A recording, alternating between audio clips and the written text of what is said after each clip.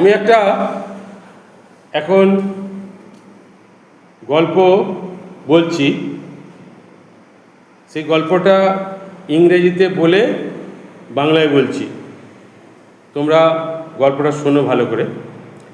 Once a king in a certain country was very wise.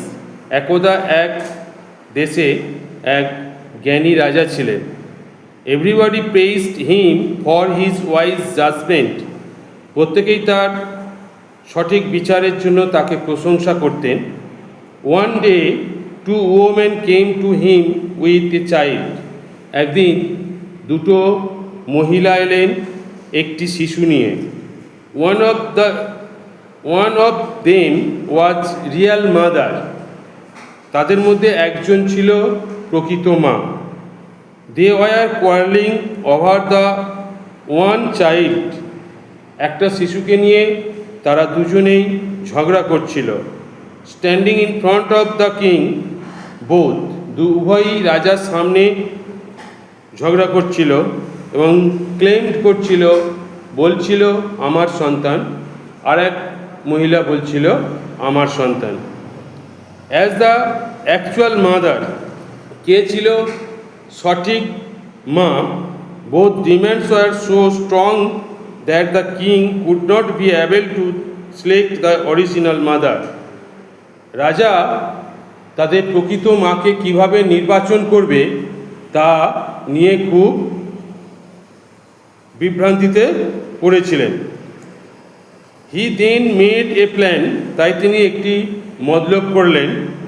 He ordered his courtiers to cut a child into two halves and give each half to each mother. তাই তিনি তার চাকরদের ডাকলেন এবং বললেন যে একে দু টুকরো করে এক টুকরো প্রত্যেকের হাতে দিয়ে দাও। But hearing the judgment, the real mother instantly began to cry and demand to take the child. তাদের মধ্যে একজন মা কেঁদে উঠলেন এবং বললেন যে না, শিশুটি বা বাচ্চাটিকে ওর হাতে তুলে দাও। Noticing the feeling of the other women, অপর মহিলার হাতে এটি তুলে দাও।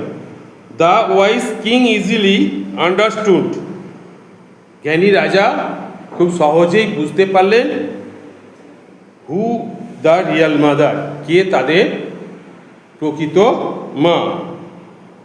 হি then gave the child to its real mother, তারপর রাজা প্রকৃত মায়ের হাতে তার সন্তানকে তুলে দিল। এই গল্পটা যদি কারো ভালো লেগে থাকে তাহলে তোমরা ফলো করবে, সাবস্ক্রাইব করবে এবং শেয়ার করতে ভুলবে না। Thank you for watching the video.